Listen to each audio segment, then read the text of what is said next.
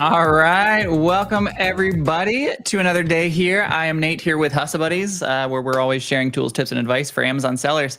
I'm super excited for today because we are bringing in our good friend Chris Grant. Now, Chris Grant has been in the space for ages. He's sort of one of the godfathers here in the Amazon content space. And he really has embodied that sort of always be learning mindset and really taken it to heart. This guy is always coming up with new crazy ideas, new filters, new systems, processes, tools that he helps to program, things like that. He's had his fingers in a lot of different projects, and they pretty much all work out well. It's all for the betterment of sellers like you and me. So we're bringing him in. He is going to teach us some new tricks that he's got going on here with some of his OA. I think he might actually be talking about some Amazon to Amazon flips today as well, because that's kind of one of the newer fun things in the space. But yeah, he's going to be teaching us some new tricks. So feel free to get like a notebook down, jot these down. This will be recorded. This is in our Facebook group, the Hustle Buddies Facebook group, as well as our Hustle Buddies YouTube channel. You can find the recordings in both of those places. Now at the end, he is going to give a little spiel for his upcoming OA challenge. And if you want to sign up for that, awesome. We've gone through it. Many people here have gone through it. It's one of the most popular OA classes in the space. And it's really the only class outside of our own Hustle Buddies stuff that we ever promote because it's so good. There's a lot of junk out there. This isn't one of those. Okay. So we will be hearing him talk a little bit about that because signups are ending tonight because it's starting tomorrow. And for anyone who does want to sign up, you have not yet signed up, there's a QR code up there that you can scan. I also posted it in the chat. If you end up using the Hustle Buddies affiliate link, I'm throwing in a bunch of extra freebies for you guys. I'm going to throw in some AIP templates, some scripts that I use, some checklists, things like that. I might even be willing to throw in some Keepa presets that I've created. So we'll see where the night takes us. But with all of that said, let's bring Chris in. There we go. What's up, man? Hey, man. How's it going? Going well, going well. So yeah, we're here. We're ready to learn some new OA tricks. Folks in chat, if you have any questions about OA, A to A, Keepa, anything, Amazon, or even, I mean, I'm here too. So like influencer stuff related, we are here to help. We'll be here for about the next hour or so. So feel free to just drop that stuff in chat and we'll see what we can help. Yeah, absolutely. Yeah. You tell me where to go. You want to start off with some tips and tricks? You want to chat for a minute before, as people get tuned in here? Tell me. So where do you think, we'll start it with this because this is always one of the biggest questions that comes up. Where do you think like the future of arbitrage sellers sort of lies right now? Like, is it something that newer people can think about getting into? Is it something that experienced folks should like start to diversify and look elsewhere? Where are you at with this whole, especially with all like the regatings and issues like that have come across this year? This is a great question. So one, I don't think that arbitrage is going anywhere. At least not for the near term. And what I mean by near term is I think we've still got 5-10 years before, for our AI overlords make it so that, we don't have jobs anymore. But I mean, once that happens, there's going to be a lot of things that are taken over. And so, and that's just, we're going to figure things out. But arbitrage is the second oldest profession there is. And so just due to the nature of the Lindy effect, it's going to be around for a while longer. We know that Walmart is kind of all in on the reseller space right now. And sure, do they want private label sellers over there? Yes, absolutely. And I know that the private label supremacists will say, well, we're the ones who drive it forward. But marketplaces need breadth in their category, or in their market. Sorry, they need breadth in their catalog. That is what brings the customer back. That's what brings new customers in. They go and they're looking for something. They don't want those people bouncing. Well, that is where resellers come in, and not just the big wholesale guys. That's where the people like ourselves go out and find the discontinued products, find the the things that are buy one get one free, and then supply it to the marketplace. So I think we're good for a little while. Might we see some margins get a little bit slimmer over time as more automation can kick in? Yeah, that's very possible. I mean, but Jeff Bezos said it best, your margin is my opportunity. So if people are coming in with more automation and willing to take a little bit less margin than you, well, then we've got to figure out how to also automate our own businesses. So uh, and honestly, I'm still bullish on the arbitrage space. Like I said, at least for the next 10 years, because uh, uh, online commerce is still growing. Like we're at like 20% around there of the total retail spend is in e-commerce in the United States. So we get 20% of $1 trillion pie. And, if you go and watch any business content on Instagram, or I don't spend time on TikTok or Twitter or anything like that, but you're going to see people always talking about the silver tsunami. There are older folks who are, unfortunately, they're getting older, they're passing away, they're less of the customer base, and we've got more and more money going to millennials, going to Gen Alpha, and those are internet first consumers. So I think we're going to see even more people buying online. Um, Now, to say all of that, should you have something else? Yeah. When people ask me, "What do you do, Chris?" My wife hates this because she says small, and I'm like, I have a collection of side hustles. And I do that for two reasons. One, it keeps me from having to explain all the different things that I work on in a day.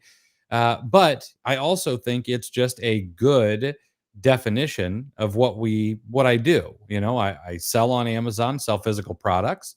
But do I also want to say, oh well, we sell on Walmart and we sell on eBay, and we'll flip some stuff on Facebook Marketplace if necessary, and then explain I've built software and courses and affiliate marketing and all these other things that I like to spend my time doing. So that's what I tell people. Should you have more than one thing? Yeah, absolutely. Whether that is Amazon influencer program, whether that is, uh, I saw I saw a guy today who was selling homemade pastries out of the back of his car in a Home Depot lot, and he had a line. I believe it. Yeah. You know, My wife sells should sourdough out of our guest room. Tomorrow's her big bake day. She's doing almost That's four awesome. grand in sales just selling bread out of our spare room. A week or a month? That's tomorrow. That's She's tomorrow. Holy she's selling 4 grand cow! tomorrow. That's fantastic. I I was talking to one of my friends who lives close to me, and she is an incredible baker. And I helped her come up with this idea. She does not charge enough, number one, so I told her to raise her prices. But number two, she lives along a very busy walking and biking path. And I said, "Hey, Mm, why don't you take your baked goods and go out there with a stand and put them up?" I'm like, "If you don't want to man the stand," I'm like, "there are ways to automate it." And I showed her these things that she can buy to let people swipe a card and grab a cookie or grab a loaf of bread or something like that. And sure enough, she's doing it. there you go. Yeah, I love it. So there's a million ways to make $1 million. Yep. Yep, absolutely. Awesome. Yeah. Sweet. All right. Yeah. Chat's filling up. I love it. Again, if you guys have questions, feel free to drop them down into chat. But yeah, Chris, what kind of new and exciting like sourcing methods or strategies, things like that, have you been cooking up recently that you'd be willing to share with us? Well, I'll tell you what. I'll tell you what's top of mind right now. And I know you just talked about it because it was, Prime Week or whatever it is now. But the 1st of July, I've always been a little afraid of Amazon to Amazon flips. Now, why is that? I have no idea. I don't know why. I know how to read Keepa charts. I know how everything works. I understood the science. For some reason, I couldn't seem to get the art of it down. But since July 1st, I have been practicing every single day and then writing a public journal entry on what I've learned or what I've done, how much I've spent. And the goal was by the end of July to have spent $100 per day. Um, I beat that goal already. So I'm pretty happy with the way it's going. But I figured that since it's top of mind for everybody right now, we could talk a couple of different ways to find Amazon to Amazon flips pretty easily just with Keep a Product Finder. For sure. I love it. Here, let me pull up your screen here. Yeah, I agree. I think A to A flips, it's just such an underutilized sourcing method. And much like OA, like it can be done from anywhere in the globe. Like you can be doing A to A flips on a cruise ship while you're traveling to the Mhm. Bahamas. Like you can do it wherever. And it's such an easy, like, pop in, pop out kind of a thing. I feel like A to A flips really rewards people who have lots of small chunks of time, if that makes sense. Like Mhm. I find it difficult to sit down and do A to A for like 4 hours straight. I just sort of run out of stuff. But if I have like 10 minutes at 8 and then 10 more minutes at noon and then 10 minutes at 4 o'clock, and then there's this little like nap time that I can do, and then right after I put the kids down, do a little bit more. Like I can do it in little blips of time. And with A to A, like there's just constantly leads that are coming and going. They only stay in Mhm. stock for a little bit. So I think it really it plays well to people with similar lifestyles to me. Like maybe you've got a day job, maybe you've got a bunch of little kids. You're trying to like run your business around nap times and meal times and bedtimes and stuff like that. Mhm. But yeah, And a big kudos to those who can do it on their phone. That's not me, not yet. yeah, I need some screen real estate, but I know people who spend tens and 20 and hundreds of thousands of dollars a year just from their phone, which to me seems alien. But all right, I've got two different things I can show you guys today, and I'd love to say that these are all my idea, but I am someone who a great artist a good artist copies, a great artist steals. So what I do is I steal bits and pieces from all over the place and then try to turn it into something new. So what we're going to use is we're going to use Keep a Product Finder, which if you don't know about it, you need to learn. Okay, but you go to hmm keepa.com, you go to the data section, and you run over to the product finder. And now what we're going to do is we're going to set some filters. There are almost 1.3 billion products on Keepa in the US marketplace that are being tracked right now. Our goal is just to find the few that should hopefully be profitable. And so this is just one method here. All right. So what we're going to do is we're first going to cut down by sales rank. And we'll talk a little bit about no sales rank in a little bit. But currently, I'm just going to say anything under 250,000 in sales rank. Now, could I go higher? Yes, absolutely. And I'll tell you why. Just the other day, I purchased an item as an Amazon to Amazon flip. I only picked up, I think, 5 units, so I didn't go deep, but it was ranked 900,000 in a category. And if you look at the Keepa chart, it absolutely sells. I have no doubt that this item will sell out within a month. So, could you go higher on rank? Yes. However, we're going to try to keep this a little tighter. All right. Now, what we're going to do is in the buy box section, we're just going to put in we're going to put in $35 right now. Okay. And the 30-day average, we're going to do 35 as well. But in the 7-day drop section, we are going to put in a we want a price increase, or sorry, a price decrease. Okay. So we're going to put in 35. This means that over the past 7 days, the price will have dropped by 35% or more. Okay. Now, could you do the 1 day drop and just find the stuff that's dropped today? Yes, absolutely. But I don't want to over filter. You can see we're already down to 7,500 products, and we've got a few more filters to pop in here. And Okay. honestly, a lot of times with those 1 day drops, you'll see things where like a week ago it was $20, yesterday it was $50, and today it's $20 again. And so like you don't actually find stuff that's a drop. You Exactly. just find stuff where yesterday it was like quadruple priced for whatever reason. Exactly. Yeah. So we don't want to miss those either. Now, with Amazon, we're going to do the same thing. we want the Amazon price to be $35 and the 30-day average to be $35 or more in those filters. All right. And you don't have to use this exact setup. You could leave those blank if you want. You could see more. You could change those around.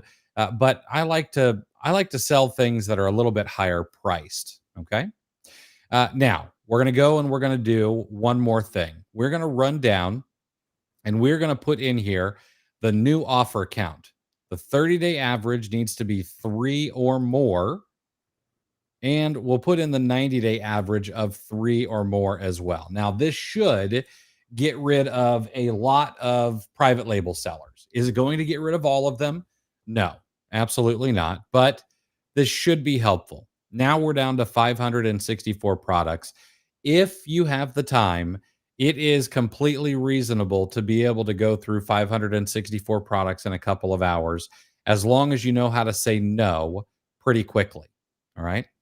But we're going to make this a little bit faster. We're going to go ahead and we're going to open these products up in the product viewer. And you're going to see some things here that really don't make a lot of sense. Although I see one right now that looks interesting. Okay. And I'll go ahead and I'll pull that up in another tab before we go and do anything else. But what I'm going to do here is I am going to filter by the 30-day average. Actually, I'll do the 90-day average buy box price. Okay. So what we're going to do is we're going to sort. That's the correct word. We're going to sort the 90-day average buy box price by highest to lowest. And now our only job is to say, okay, here is the current price, that 246. The 90-day average is 588. I've got the 30-day average up here as well as 588.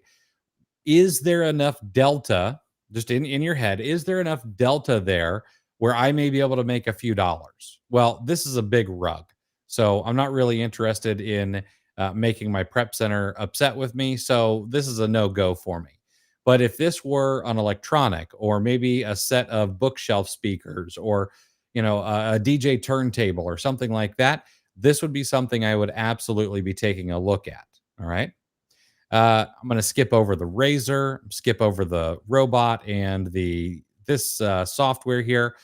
If you could sell Cuisinart, here's one right here. Okay.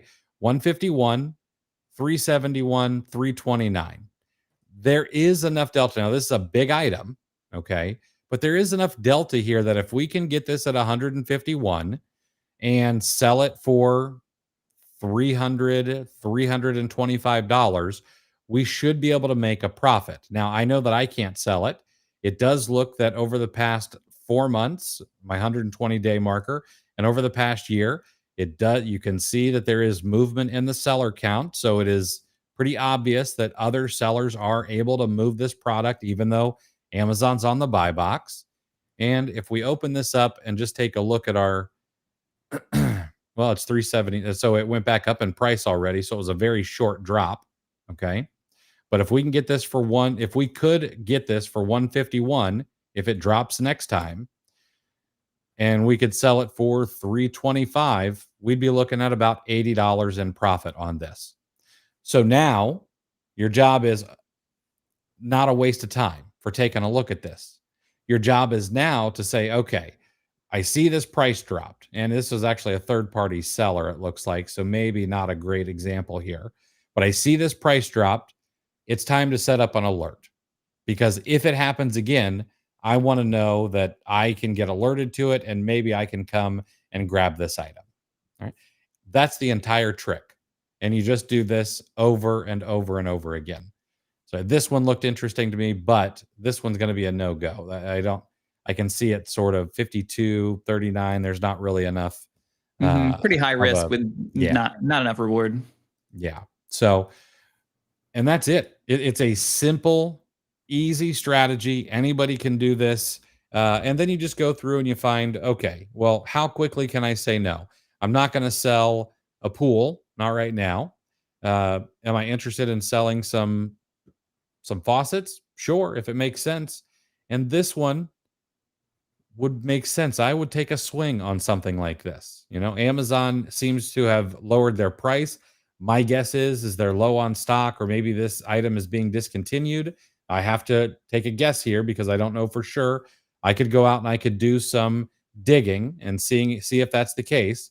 You can see they raised their price and it's in stock at 145, average of 302. If I get this for 145, sell it for 275, I'd probably take a swing on one or two of these, and I don't think there'd be too much of a problem getting it sold. I'd also go and do a Google search and just see, hey, is Amazon matching a sale somewhere? Is this being discontinued? Maybe it's no longer being sold on Moen's website. Um, all kinds of ways to turn this into more than one lead as well. Yep. Yeah, we'll see that a lot. Like when stuff just drops for no apparent reason, being sold by Amazon, so often it's because Amazon is just price matching somewhere else on the internet randomly. So Yep. it's always worth doing a quick reverse search. And that'll also get around, like sometimes with A to A flips, you can only buy so many units. Sometimes you're free and clear to buy however much you want, but sometimes you're gated to like 1 unit or 3 units or 5 units, whatever it is. And a lot of times you can get around that by just doing a quick reverse Google search to see, okay, why is it being priced like this? Who is selling it for that price point? And can I just get it from them? So yeah, love it. And it stacks. It's sort of the marriage of A to A with OA, where you can start with the A to A and then merge it into the OA. So love it. I'd need to double check and see if this is an exact match. I've got model 84506. No, not quite an exact match. Those look really, really similar. But I was thinking maybe I found why Amazon dropped the price. Looks like this one's down, at 119 and 89, depending on the color. And remember, they're using bots. It's very possible that Amazon just is like, oh, this is close enough. We'll drop our price. Yep. All right. Yeah, love it. Does that make sense? Do we want to go on to the next thing? Yeah. Any questions about that so far? Let me see. I see one A to A question in here. Ladiet. I'm not sure how to pronounce your name over there on YouTube. But they said that they feel like they overanalyze an ASIN with Amazon primarily on the listing as compared to reviewing an ASIN where Amazon may on the listing, let's say 20% of the time. Like analyzing, like, are you going to compete against Amazon or completely stay away from it?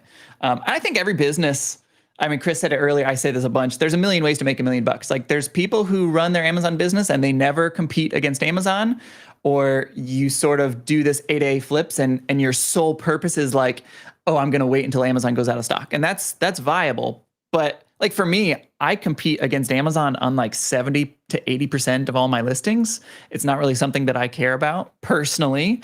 Yeah, I can see if that stresses you out. I don't know, Chris, if you have any like words of advice for people who are like over analyzing stuff with that. Up until 3 or 4 months ago, I was firmly in the camp of not competing against Amazon. I'd been burned a couple of times, and just a couple, but enough that I didn't want to do it. After having conversations with people who are way smarter than I am, I've had to change my mind. If there is evidence, which you can see pretty quickly, is the number of sellers moving up and down. Don't go looking at the buy box share information. That data is, while Keepa's not trying to mislead us, due to the way that Keepa gathers data, that data is not accurate. Just the way it is. But if you see movement in the seller count, that is probably evidence enough that it is selling through. And the only way to really find out is through your own data. And Amazon to Amazon flips is a perfect model for broad and not deep. Go shallow, go wide, pick up 2-3 units, see what it does. And then as you get more comfortable, you can say, okay, maybe I'm going to buy 5 or 6 or 10 units.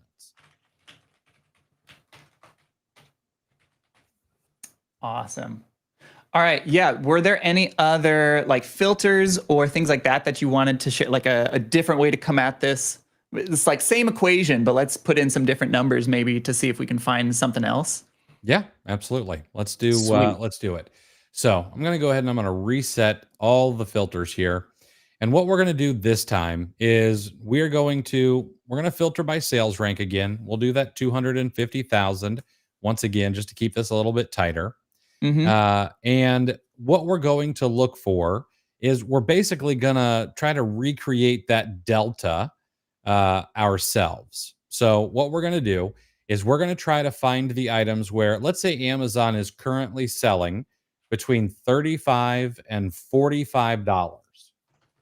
However, the 90-day average for the new seller, this is anybody selling in new condition, whether it's Amazon, whether it's a third-party FBA seller, or if it's a third-party FBM seller. So what we're going to do in here is we're going to go a bit higher. We're going to say 30-day average. Let's say it's between I don't know, we'll do 45. Well, that's probably not enough. Let's do 47 and 60. And then we're going to do the same thing for the 90-day average, 47 and 60. Now, what this does is this finds us products where Amazon is currently selling between $35 and $45. However, when that price isn't available, when the 30-day average comes into play, the average price is $47 to 60. Same with the 90-day. So we're kind of building that delta ourselves. And then we're going to go down and we're going to go into the filter or in the new offer count, and we're going to say again, 3 for the average 30-day, 3 for the average 90-day. And now we're down to 5,400 products. That's too many. So I may want to make things a little bit tighter here. Maybe I go from 50 to 60 and 50 to 60 in the average new prices. And let's go ahead and knock this current sales rank down to about 150,000. All right, now we're down to 1,686. We're going to find these products, and then we're going to do the exact same thing. We are going to sort by the 90-day average price. Okay. Wait for this to load here. And one more time. And now what we're going to see is we're going to see the same thing over again. We're going to see these deltas that we're looking for. 4197 into 7566 and 7404 for some microphone cables. All right. And now our job is just to figure out, would this be profitable? Would I buy it? I'm not the biggest fan of the stair step down. And I don't really like how this is selling, but so this is probably a no-go for me, and I'm not going to go any further because what's really more important than even saying yes to a product, in my opinion, is being able to say no as quickly as you possibly can. And the reason that is because arbitrage and sourcing, it is a numbers game, nothing else. It's like cold calling. It's like a lot of other things, to be quite frank. You need to be able to get in as many reps as you possibly can. I made this point the other night. There's some people I know who have grown pretty sizable businesses very quickly in the arbitrage space. And the one thing that they all have in common is when they share the number of products that they've looked at over the last year, it's over 100,000. Okay.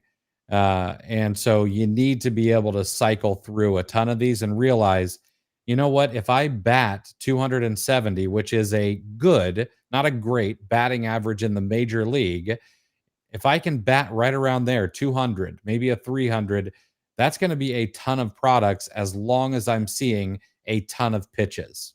And we get to decide how many pitches we see in this game. Yeah, no on that for one. Sure. Let's take a look, see if we find anything here. This one, this is a maybe for me. I can see the price dropped. I'm going to look out over the past year. This item here, and it's kind of a weird 6.5 in a woman's shoe. I don't really care to sell women's shoes, but this is the lowest price it's been over the past year. Could we sell this for 60? Maybe. There's really not enough meat on the bone for me here, I don't think. But that's going to be as long as I'm going to take to figure that out. We see the Yellowstone thing again, and then we're going to see a bunch of other products.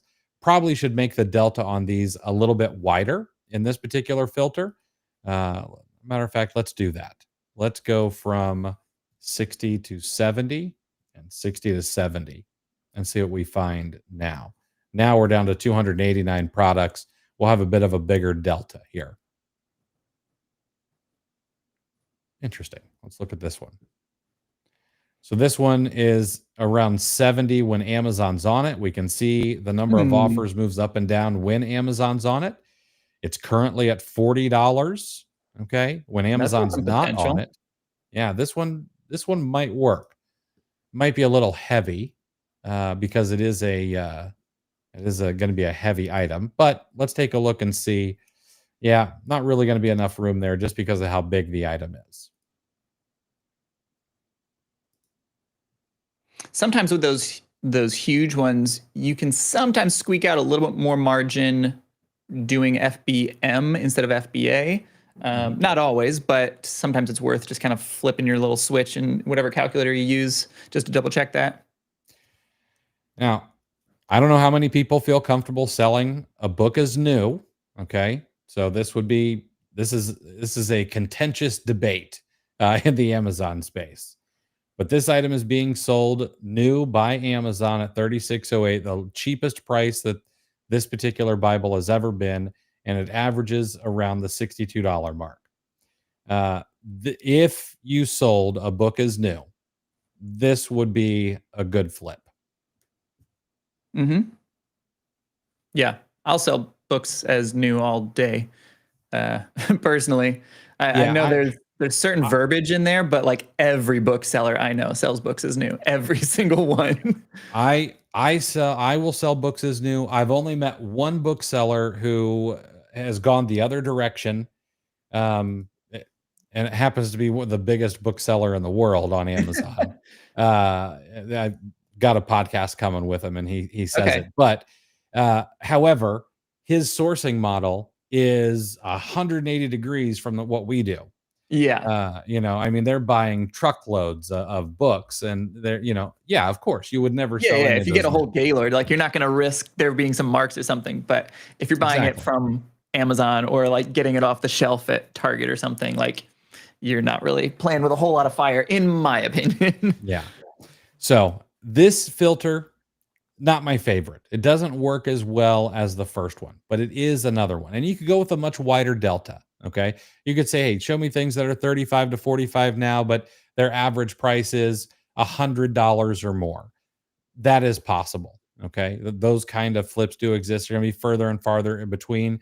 The whole trick is, though, you learn this framework and then you start tweaking it to fit exactly what works for you and your business.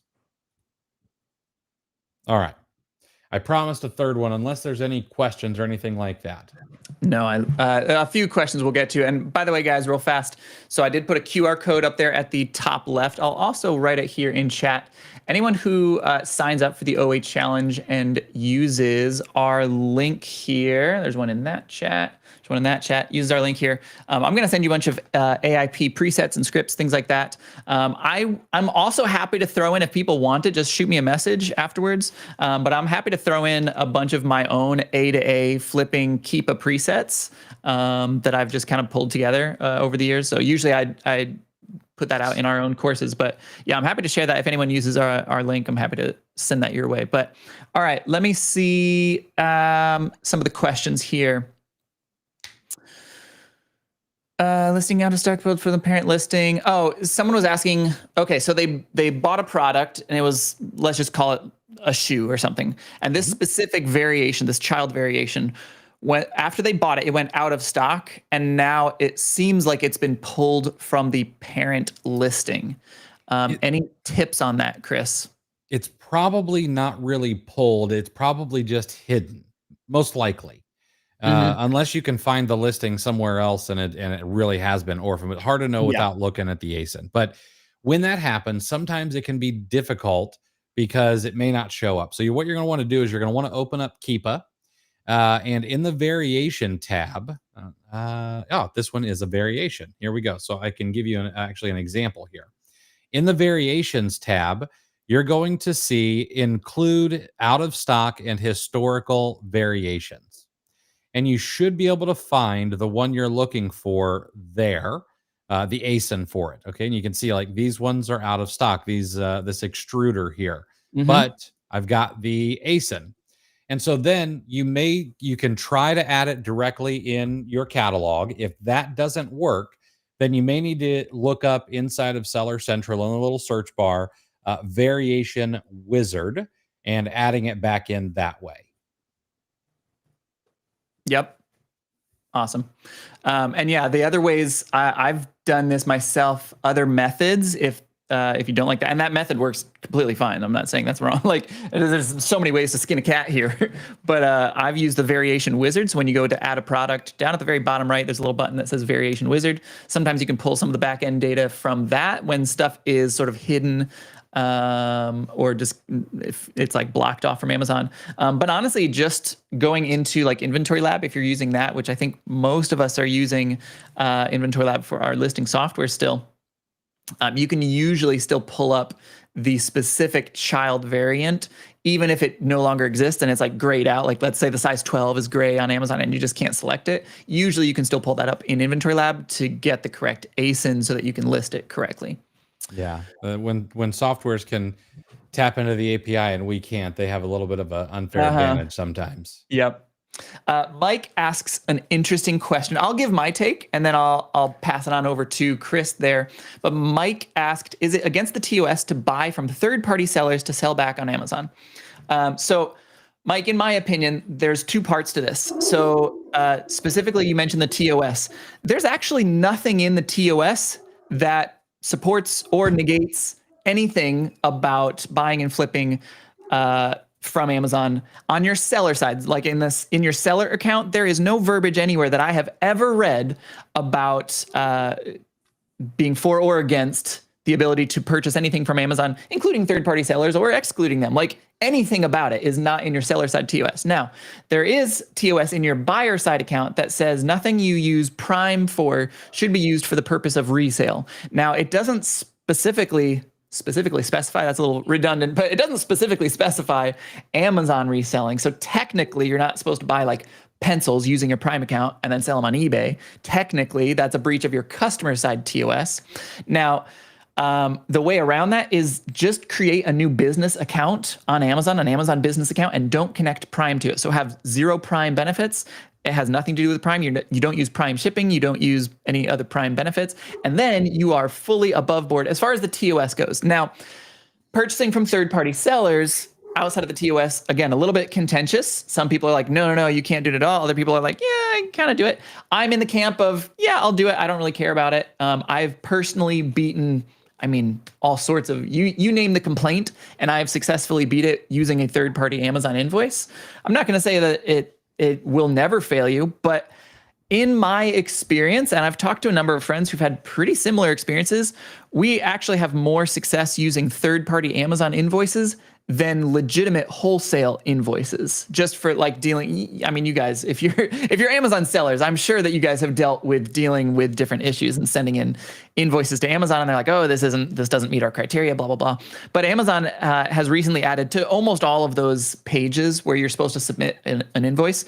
Almost all of those pages have now added the little addition for, if you purchase this on Amazon, please upload your order number. And then you don't even have to like upload any sort of invoice. You just send them your order number and it's taken care of. So for me personally, I do it. There's nothing that I have seen that explicitly says no, but other people are free to have other opinions. I'm not going to say mine is the only way. It's for sure a risk. It's a risk that personally I'll take. I think we all take different risks in our different businesses, but I don't know, Chris, what your standing on third-party sellers is. This is also something I have changed my mind on after talking to people who are smarter than me. There was a time when I said, no, don't do it. However, there's too much evidence to the contrary. Now, I have done a few over these, 12, 13 days as I'm doing my own Amazon to Amazon flips and getting better at this and working that muscle. Have I bought from some third-party sellers? Yeah, I really took advantage of some seller last night. Their repricer was wrong or something, and I cleaned them out. Now they had like a 97% feedback score. Yes, that's huge. And And so that's what I like to look at. How is their feedback? And then, Yep. I mean, we kind of get to gaslight Amazon, if they're like, oh, well, yeah, I know you bought this on Amazon. You could be like, well, yeah, yeah, I have my Amazon invoice. Amazon doesn't allow anybody to sell counterfeit or fake goods on their platform, right? So Mhm. these couldn't be counterfeit or fake goods, right? And we get to use that to our advantage. Otherwise, Amazon admits that this kind of stuff happens, and they don't admit that kind of stuff publicly. Yep. And so that's where it seems okay. Yeah, for sure. But definitely, like what Chris said, exactly. Make sure to vet the third party seller, because you don't want to be buying your pair of Nike shoes from like a seller it's just a bunch of like Chinese characters. The address is nowhere. They have like a 1-star review after 30 reviews in 30 days. And it's like, okay, Yeah. don't buy from that person. You are not going to get your Nike shoe. It's not coming to you. I'll give you another example of where I skipped. I found a video game, older video game for like Xbox. Could have bought it for like $40, and it sells on Amazon regularly for like 250 right now. However, the seller was actually another seller out of Florida, and they had it marked as new, marked way down. But I went and looked, and they had like a 75% feedback score. And I could tell by the other products they were selling, they probably got it at a thrift store. Hmm. Now, does that mean that they, put it back in some plastic and shrink wrapped it, and now they're selling it as new because there weren't any scratches? That's what I, people I do. skipped that one. Yeah. Yep. Saeed says, what precautions should be maintained while sourcing A to A so seller account won't be in risk?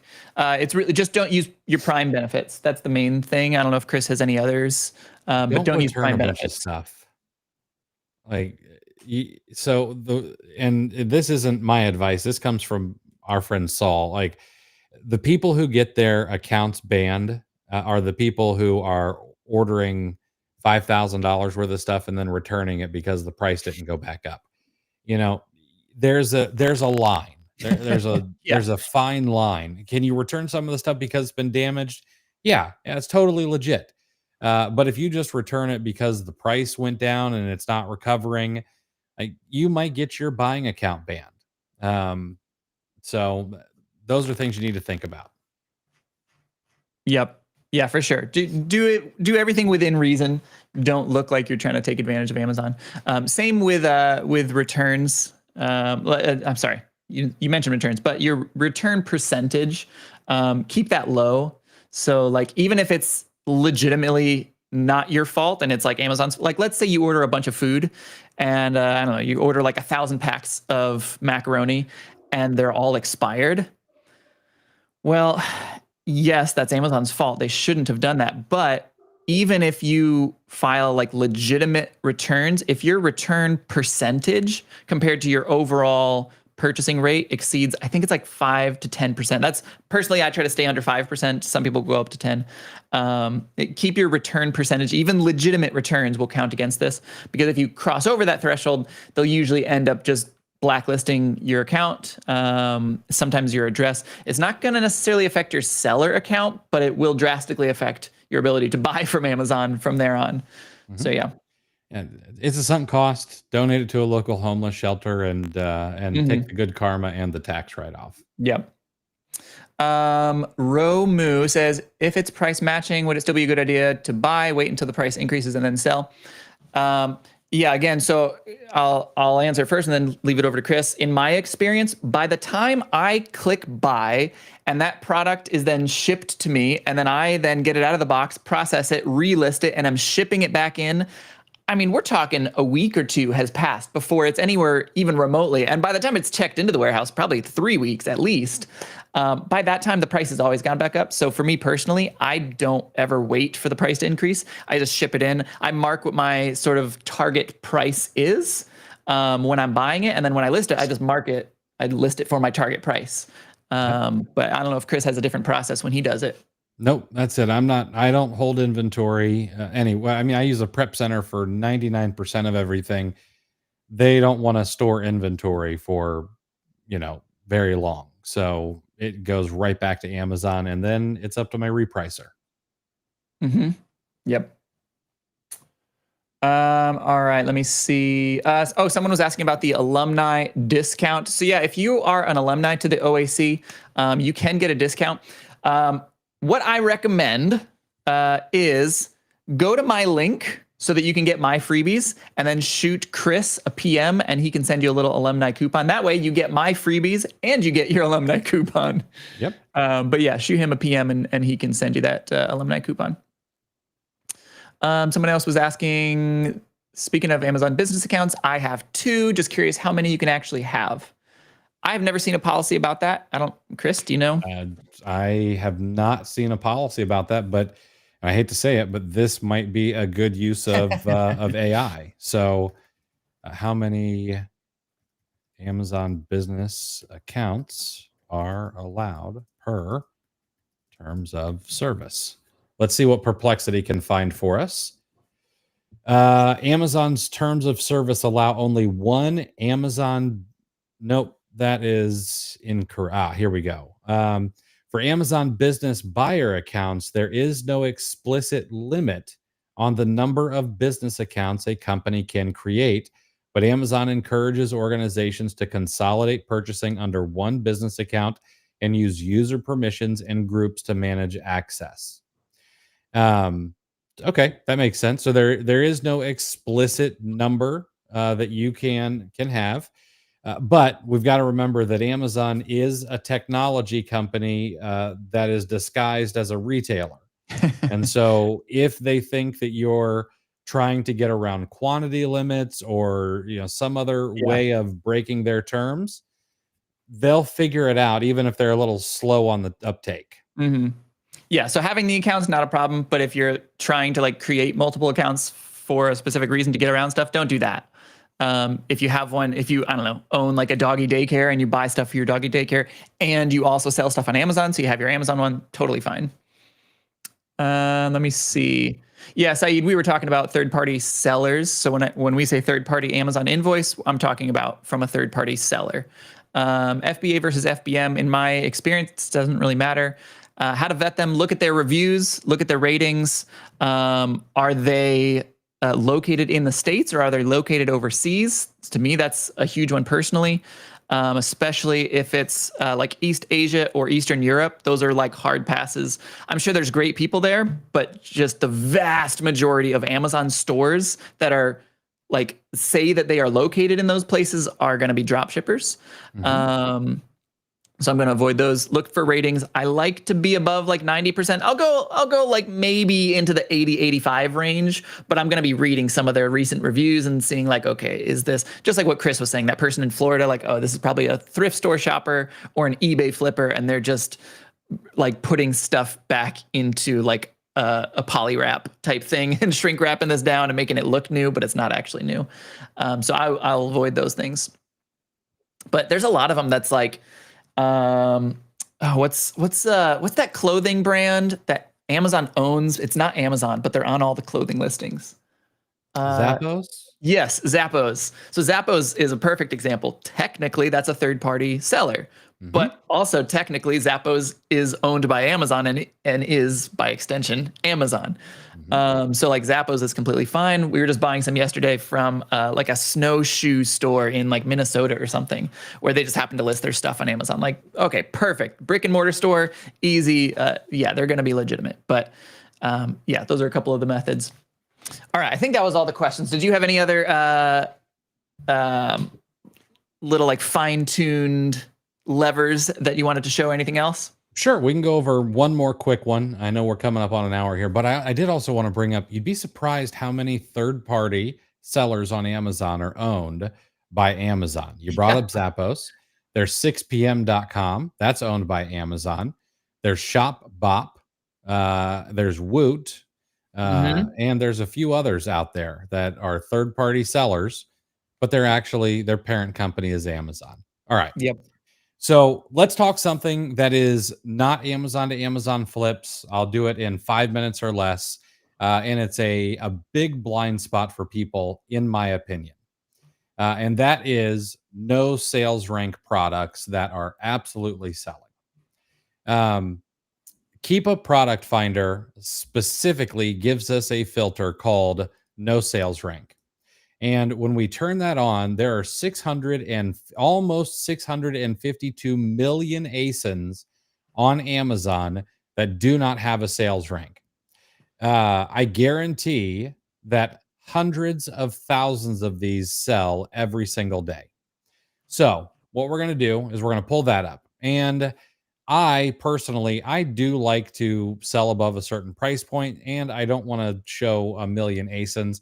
So I'm going to look for the items that are currently $45 or more from new sellers, $45 or more over the past 30 and 90 days. All right.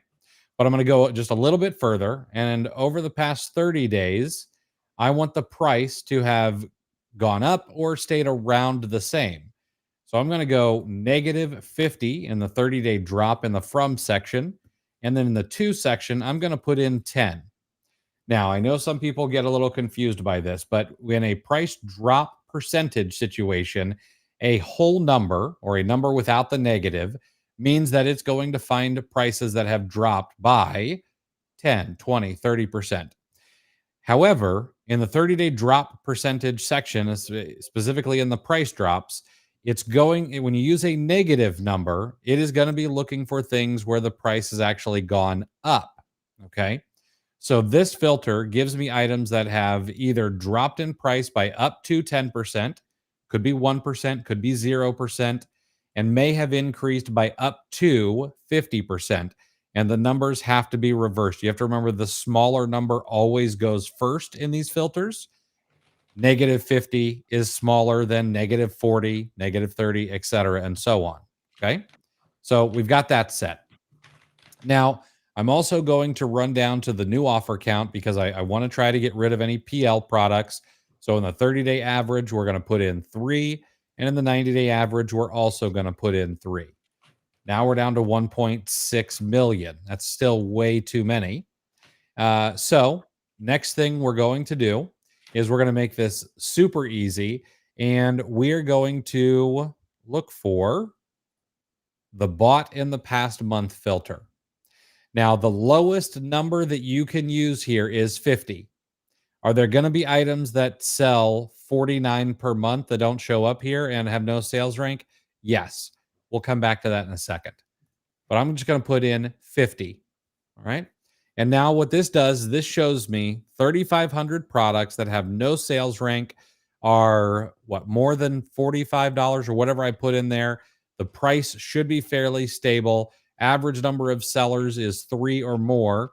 And now we can go look for these. And I'll bet a lot of these don't have a ton of sellers. Well, this one has 20. That's a fair amount. But over the past 120 days, we can see that this seller movement is pretty high.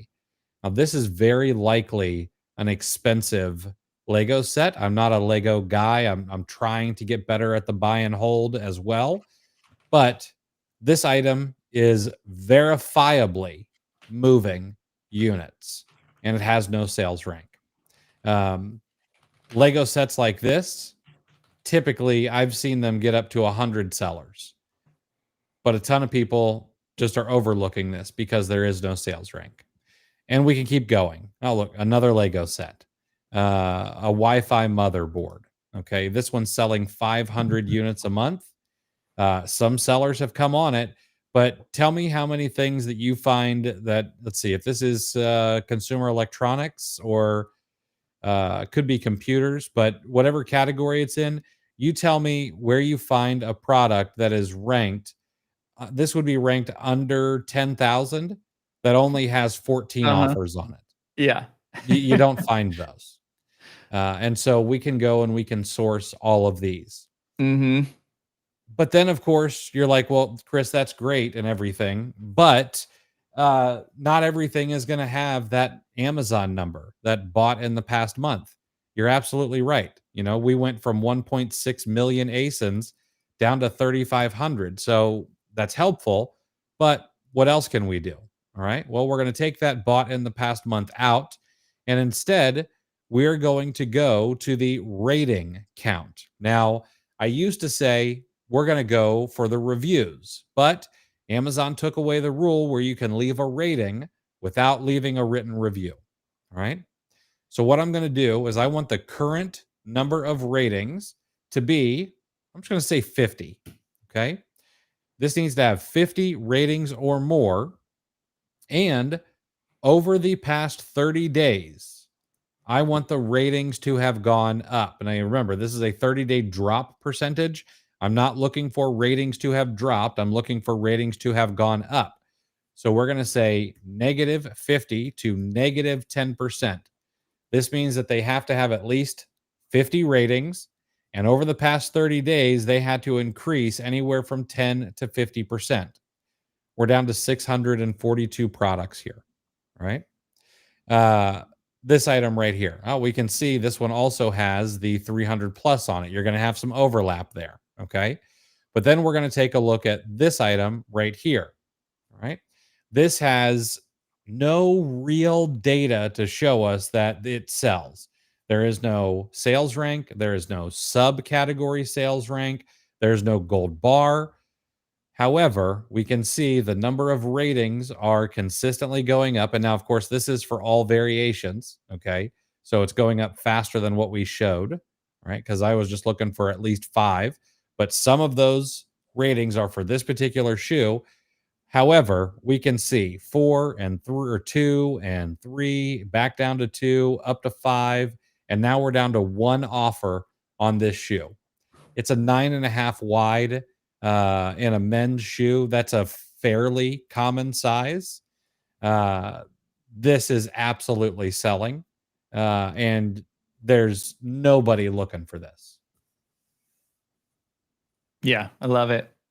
Also, a real quick side note, just because I saw some Legos on that previous screen, this is pertinent for like basically today. There's a number of Lego sets that have just been retired that Amazon just put more stock of.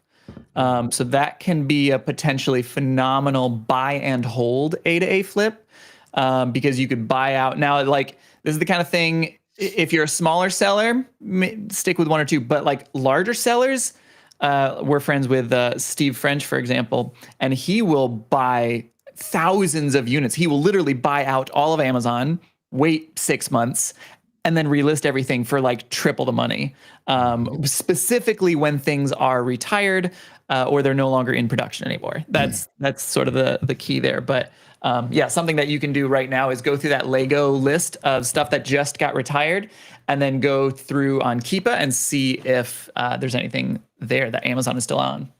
Mm-hmm. I just bought my first retired set that was still in stock at Walmart after someone dropped dropped the retired list. So yeah, I went deeper than I normally go on Lego. So we'll see how that goes. Yeah, you should talk. If you haven't, I don't know if you've had him on yet, but you should have Wes Bartlett, I think, on your podcast. Great guy in the Lego space. Just recorded a podcast with him last Monday. It should be out in another week or 2. Nice. Yeah, great dude.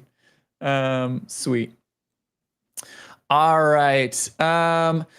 Yeah, that was all the questions, I think, for doing A to A for the most part. Well, Saeed, just real quick, he was asking if that pertains to third-party stuff, if you can do it on other platforms. No, don't buy from like third parties on Walmart or something like that, because everything that we said, Amazon trusts Amazon. And by extension, they know that they're not going to sell counterfeit goods. And if they deny you, then that's sort of them admitting, oh, yeah, we might have sold you counterfeit goods. Amazon doesn't care about Walmart. They don't trust Walmart. It's like, oh, but I bought it from Walmart. Walmart wouldn't sell me. They're like, well, we're not Walmart. So yeah. So don't buy things from third-party sellers from anywhere else besides for Amazon. Yep. But yeah, Chris, do you want to tell us a little bit about the upcoming OAC, the OA challenge here? Yeah. For those who maybe have never taken it, or people who've taken it years ago and they're like, oh yeah, I got that and it was great, but it's been a while since they've been back. So, to be honest, I think we've always tried to deliver the best in class that we possibly can in the OA challenge, but this time I think that it's even better. We're going to do our regular 14 days. And like Nate said at the very beginning, I try to always be learning. I've learned a ton about AI. I've learned a ton about how to incorporate that into your business. I've learned a ton about more sourcing methods, and I eat my own cooking. Like I share publicly what I'm not good at, and then I go and try to get good at it by teaching. But on top of that, we're adding in some things this time around, which I think are going to be incredibly helpful. 14 days with me.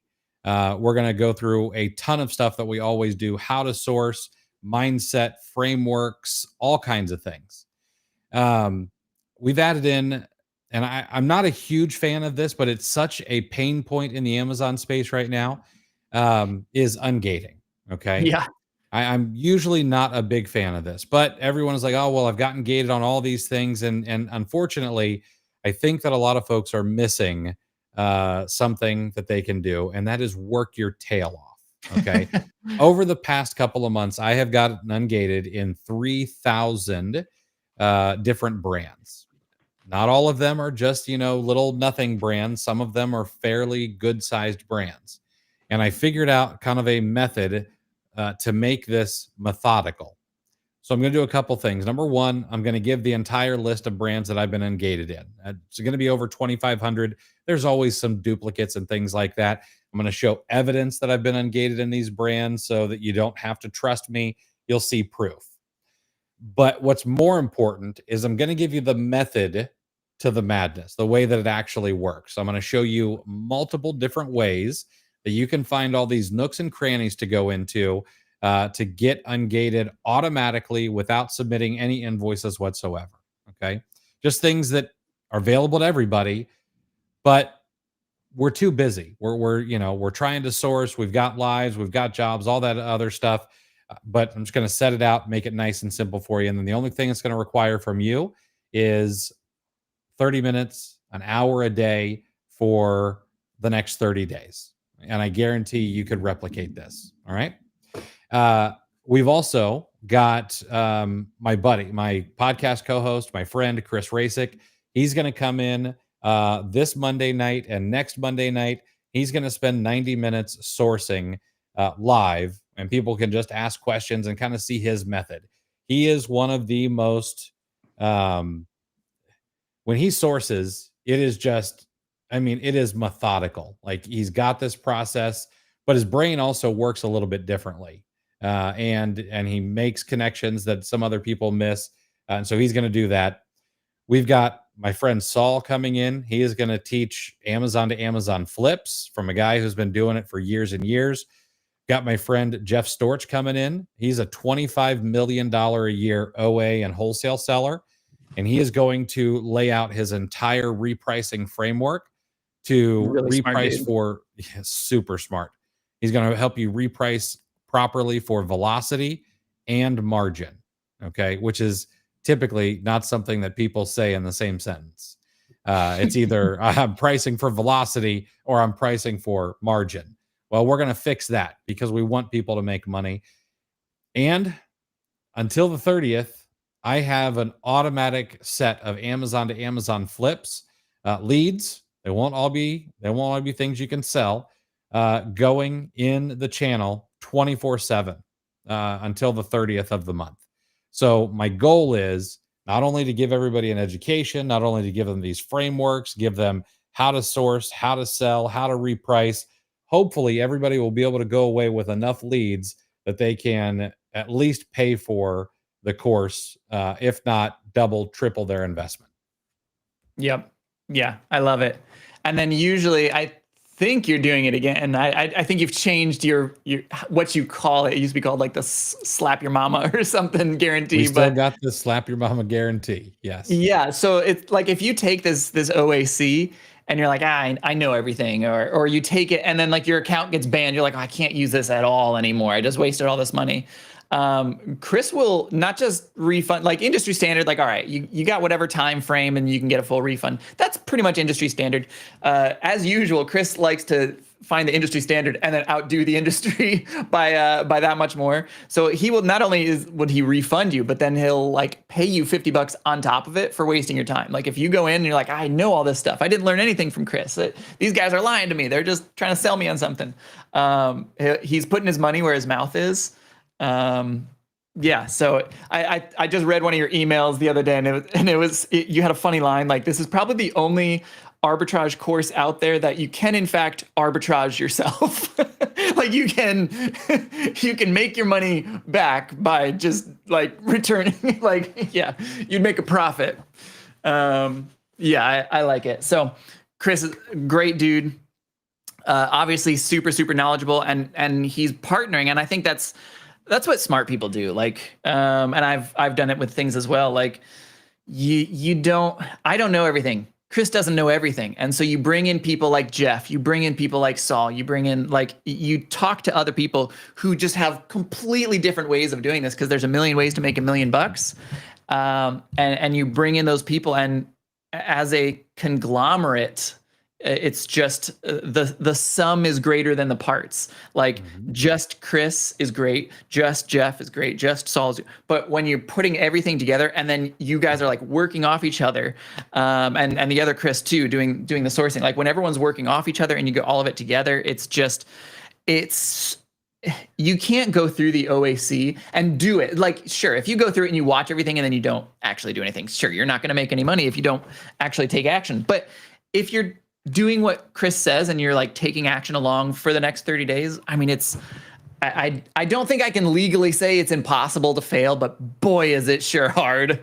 I mean, you'd have to be really going out of your way to not implement the stuff and then find failure with it. Yeah. It's just, yeah. One of my favorite things out of the OA challenge that I try to do, for this, to try to legally, FTC, I'm not guaranteeing anything. All right. So, but to try to get as close as we can to that line, is I give people the Seinfeld framework, that they can take away, which is like Seinfeld, even to this day, the man's in his 60s. He sits down for a set period every single day and writes jokes on yellow legal pads. He's been doing that since he was like 16 years old. And he says that he has a room full of yellow legal pads. And his whole job is just to not break the streak of writing red X's on his calendar. And I'm going to teach you all of that, because there's a couple other things in there that make it a little easier.